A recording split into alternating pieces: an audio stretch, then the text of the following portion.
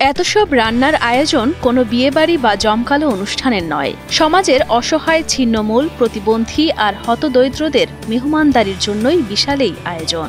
একবেলা তাদের পেট পুরে খাওয়াতে প্রতি শুক্রবার রান্না করা হয় নানা স্বাদের খাবার।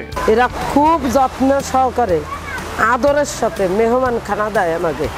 খানা খাইয়া আমরা খুশি, আল্লাহও খুশি। কোনো শুক্রবার বিরিয়ানি, কোনো শুক্রবার ইলিশ মাছ, কখনো গরু বা খাসির মাংস, পোলাও, ভুনা খিচুড়ি থাকে খাবারের তালিকায়। রান্না শেষে আয়োজকরা নিজেরাই করে খাদেমদারি। আমাদের মতন অসহায় মানুষকে যত্ন সহকারে প্রত্যেক শুক্রবারে খাওয়ায়।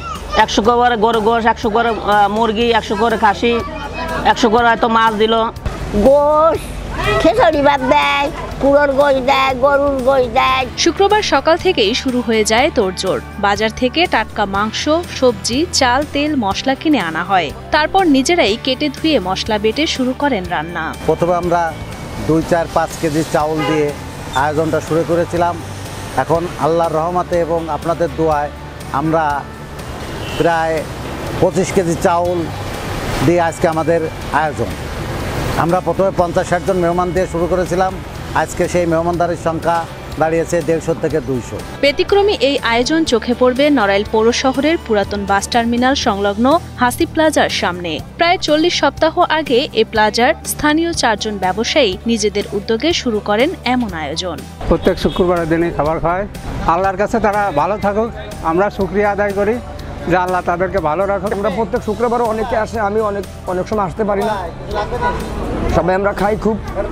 এটা খুব সুন্দর একটা মানবিক কাজ। প্রতি সপ্তাহের শুক্রবার বেলা 12টা বাজতেই শহরের পুরাতন বাস টার্মিনালের সর্দার ডিপার্টমেন্টাল স্টোরের সামনে প্রায় 250 জন সুবিধা বঞ্চিত ও অবহেলিতদের মাঝে সুশৃঙ্খলভাবে পরিবেশন করা হয় খাবার। এসব খাবার খেতে পেরে আনন্দে আত্মহারা অসহায় মানুষেরা।